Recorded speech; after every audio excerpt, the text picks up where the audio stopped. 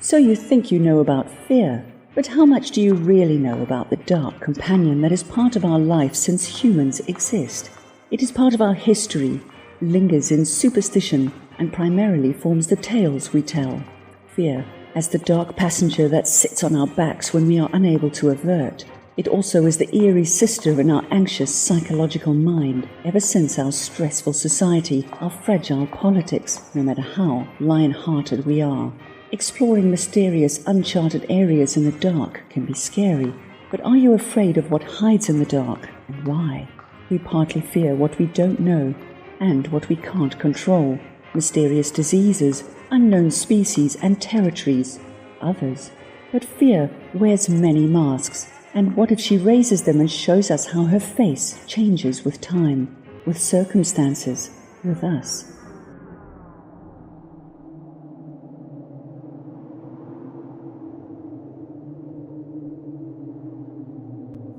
Well, I think a large part of it is when you're watching it on a film. Of course, some film, a great horror film will really pull you into the story and you'll be sitting there with your popcorn and thinking, oh, don't open that door. But you know that whatever happens, that it's not really involving you because it's all on the screen.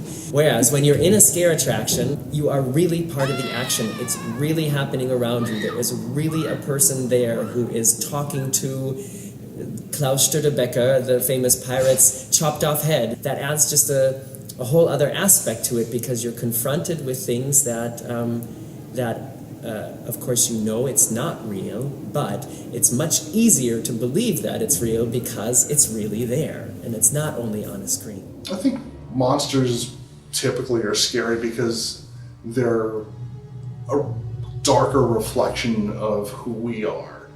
You look at all of the monsters from literary history and film history, Dracula, Frankenstein's monster, the debate whether Frankenstein is the monster or the creature is the monster. Even the Incredible Hulk from Marvel comic books, it's a dark reflection of who we are, which is also to say that we're the monster.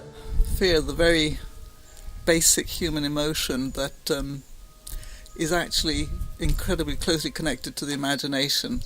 If we lived totally in the moment and weren't thinking about the future, the past, and imagining things, we probably wouldn't have fear, because fear is always imagining a scenario, something that's going to happen. It's the thing that stops us doing so many things. But also in the fairy tale or in the story or film scenario, it's suggesting something terrible that's going to happen to you. But to have this kind of subtle fear building up in a movie or in a story, it really has to be playing on your imagination, and it has to somehow, I think, to relate to things that you think can possibly happen to you. I mean, if the fearful situation is, I don't know, aliens invading Mars, and you think, that's never going to happen to me. Fear is probably the tool used in fairy tales to sort of guide people in a certain direction. If you go this way and you don't behave properly, something terrible is going to happen to you. There's always a redeeming factor at the end of a fairy tale. Ultimately, I think our fundamental existential fear, however it's dressed up, is going to be the fear of death or punishment after death, punishment, pain, those kind of things. And so, obviously, in fairy tales for children that have been toned down to be more of have a moral. Well, mostly I fear that I'm going to write something awful, and no one's going to like it. That's a general, generic kind of goofy fear. When I'm writing something, I do tend to pull from the things that scare me, or the things that used to scare me. I'm a parent, like 12 years in at this point. So the things that scared me 13 years ago don't scare me as much as parenting things scare me. Like, I'm worried about hearing a thud in the middle of the night, not knowing what that could be, whereas 13 years ago I heard a thud, I'm like, that's a cat, Into how it forms into my writing, I usually don't really intend to write horrifying things when I start the story.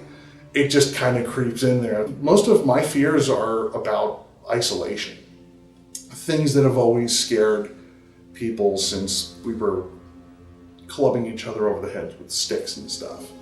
And, For me, any kind of isolation from the things that you care the most about tends to be what keeps me up. Nobody wants to die alone, nobody wants to be alone, and it's just turning the volume up on something like that.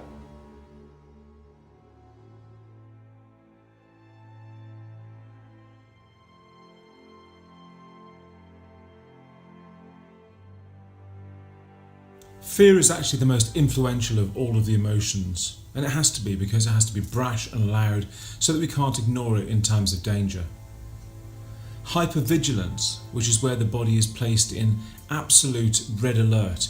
Every sense, every nerve ending, every element of our body is put in red alert, ready to identify and deal with risk appropriately. It changes everything about our physiology and our psychology. When we're anxious, when we have an anxiety disorder, we're not in right mind. We can't be. The fear response is being perpetuated inappropriately, and it's causing a huge raft of physiological symptoms, although they're not symptoms, because symptoms are the manifestations of illness. They're physical manifestations of the emotion of fear, but they're perpetuated by the anxiety disorder. That gives rise to massive change in the way that we perceive the world and the way that we respond to the world, in every way possible.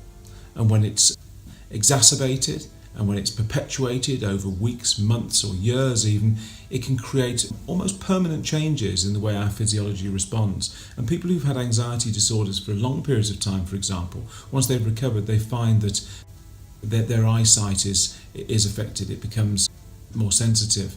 For example, I got over my anxiety disorder in 1997, which is a hell of a long time ago, but I still wear sunglasses on normal days because I find the light so bright.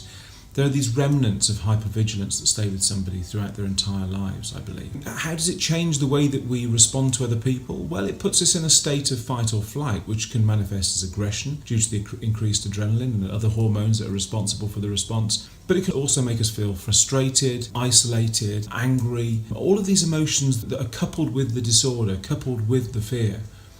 Because when that fear is perpetuated again over periods of weeks, months or years, we do become isolated. We become desperate for a solution, desperate for a way to go back to our normal selves and become the people that we see around us, the people that are functioning normally at a higher level.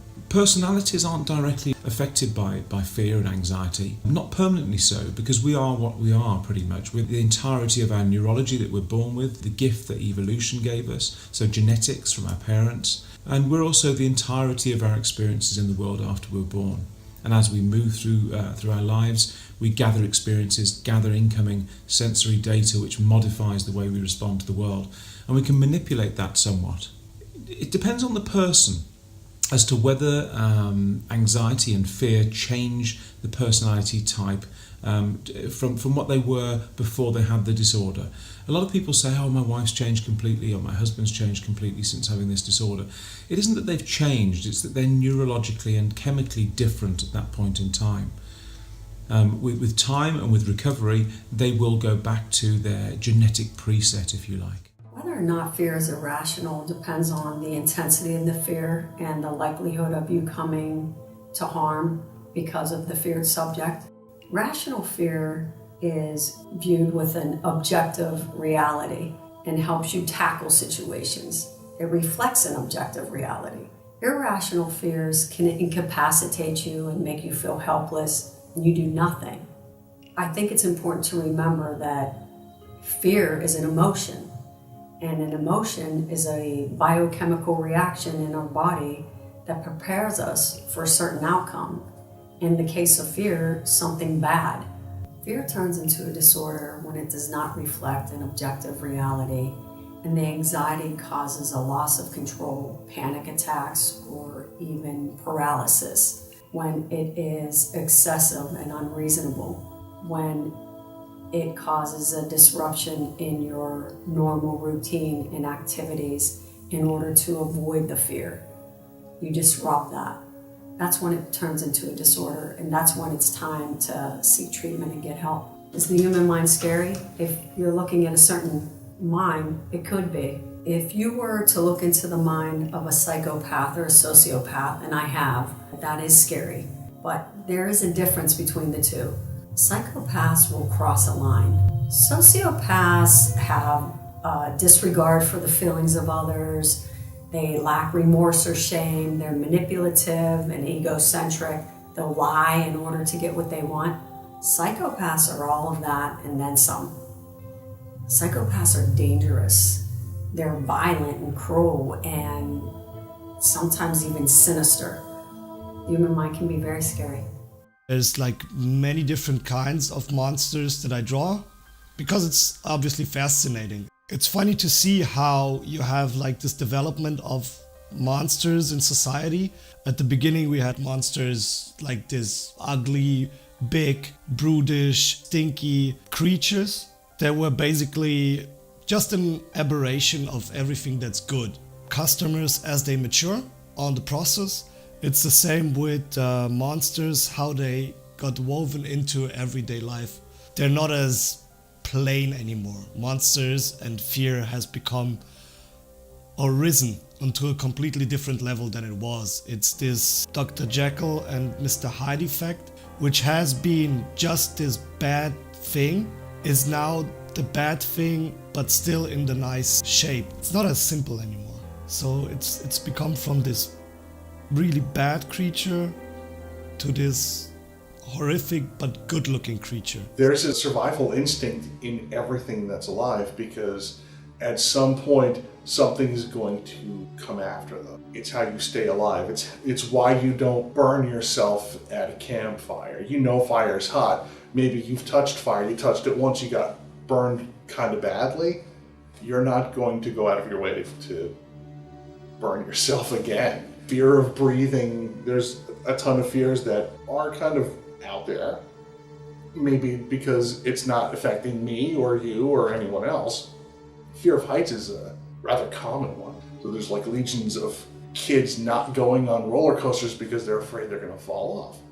Mob mentality, through its simplicity, gives people the opportunity to fight this fear or to overcome this fear, which sometimes leads even to even worse behavior than what we are fighting in the first stance. Like fear is a unificator and something we all have in common. Even in the film industry, if you take for instance like European movies, the bad guy, he always goes to jail. Even if they have a perfect shot at him, like some police guy is always gonna arrest him. Whereas if you take like the big Hollywood productions, he's always going down, no matter what. There's always some guy swearing that he's gonna take him down and that's the end of it, because he's obviously the bad guy and we have to feel safe again, and the only way to make sure of it is to put the guy down. Like, come on. If he's dead, he can't do anything bad anymore. For many years, new monsters are chased through our global village called Planet Earth. They are called atomic warfare, cancer, climatic catastrophe, the death of the forests. And every single time we buy pills, arrange disaster preparedness measures, and moan. But fear in wealthy parts of the earth has lost its relation to experience. For example, no country sells and buys more insurance than German citizens, where unemployment and status loss, insecure pensions and increased taxes shape richer countries. Other cultures fear demons called starvation, or the fact that there is certainly no mercy in nature. We gladly overlook how scary and effective world domination through weapons, IT technologies, and science really is, while our self-control abates continually. We cease to be part of the breathtaking pace of our new technological dimension, and that does not mean to lose control over your mobile phone. It means that we are scared to be unable to cope with the psychological consequences of mobility, complexity, and the power of manipulation. A triple-over challenge in our natural need for a place called home, in our ability to alignment, and a certain simplicity, and our strive for autonomy. Because deep in our soul, we don't really like it when we are disempowered by medication and gadgets. And our ultimate fear? Death? Even skeptics keep the option of an afterlife in mind. That's why we send lilies for funerals, the flower of resurrection.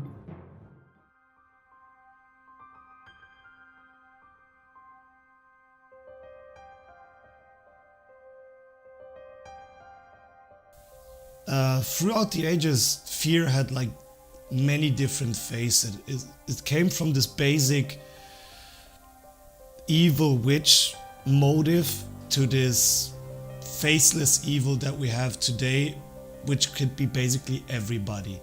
It's not anymore that you can put the finger on somebody and say, he's evil, I have to fear him. It's more complicated than that. Easy enemies, easy fearful characters in the beginnings, like witches or wizards, till then later on like the communists, the Cold War, up till now like terrorists or even the state itself. Depends on where you go. There's always a different face of fear right now, but there's gotta be one.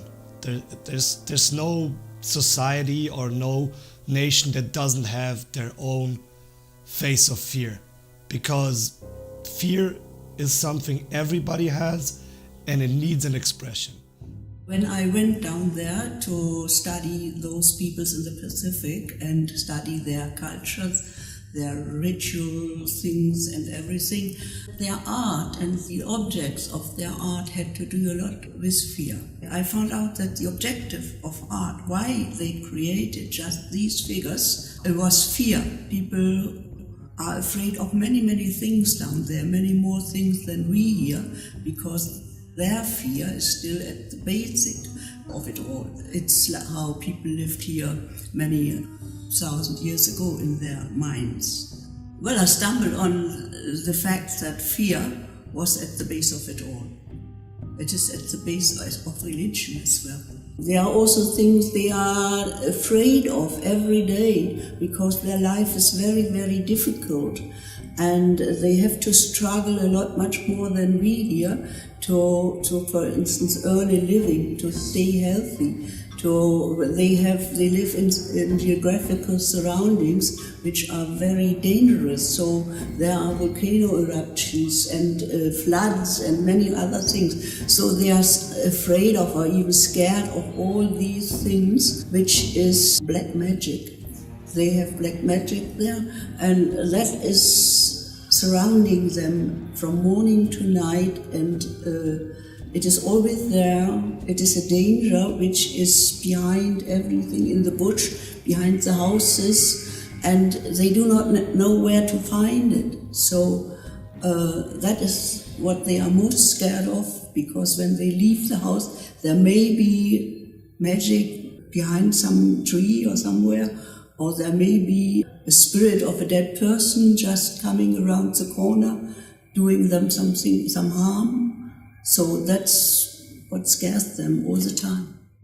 People in my country are very afraid of the weather and drought, because sometimes it's very hot and sometimes it's very cold. So there are two extreme kind of weathers. But more importantly, in the families, a lot of Vietnamese people have kids and they want their kids to be the best at school. They want to be the best at everything.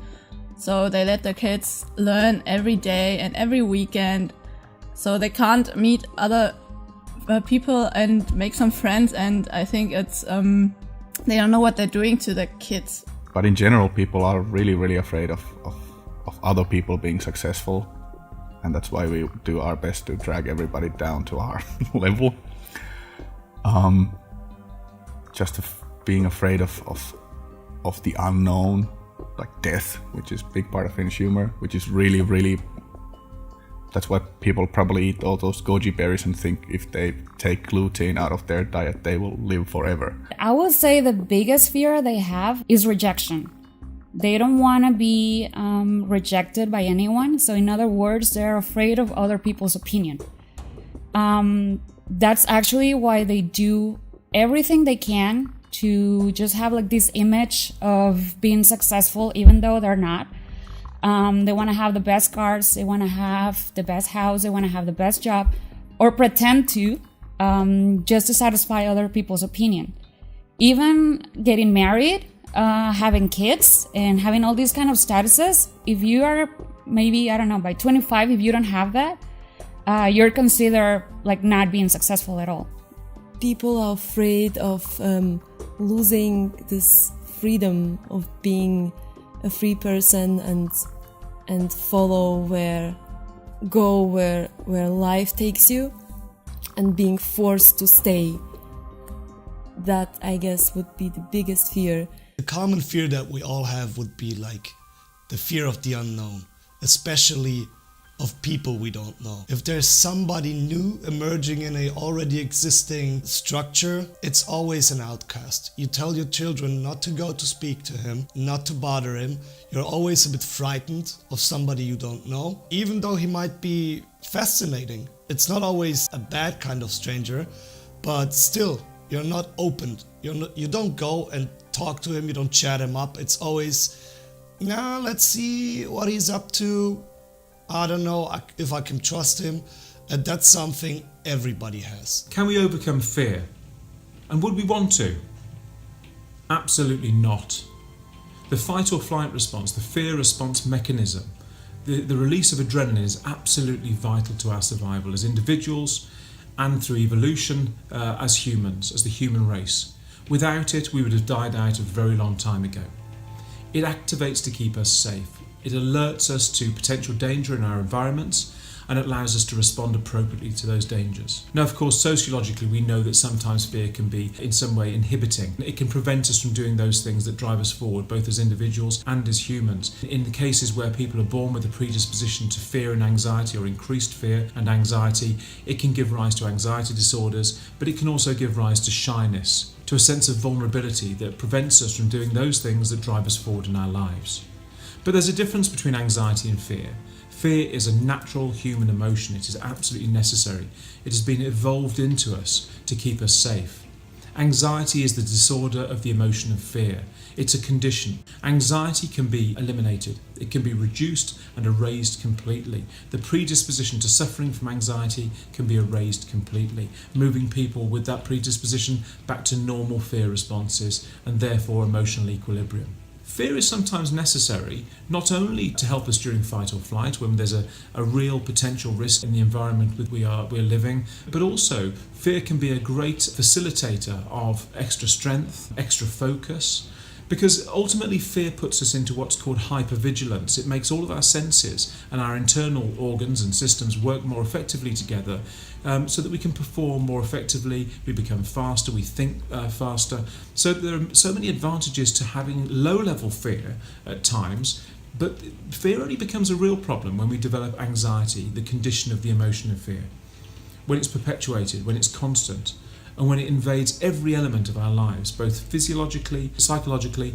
but also from a sociological perspective. When it prevents us from doing those things, going to those places, and taking up the opportunities that might present to us through life. So would we want to get rid of fear? No, not at all. Without fear, we would, as a species, we would have probably died out, but as individuals, without fear, we wouldn't be safe in our environments. Do we want to get rid of anxiety? Yes, the condition of anxiety is absolutely a condition. It is something that we can get rid of completely, going back to our birth preset fear responses. Would we want to get rid of fear? Absolutely not, never. It would be absolutely catastrophic if for any reason we evolved not to have fear. There are so many of the emotions that rely on fear and the systemic and the neurological responses involved in the fear response. And without it, we would be really stuck as a species.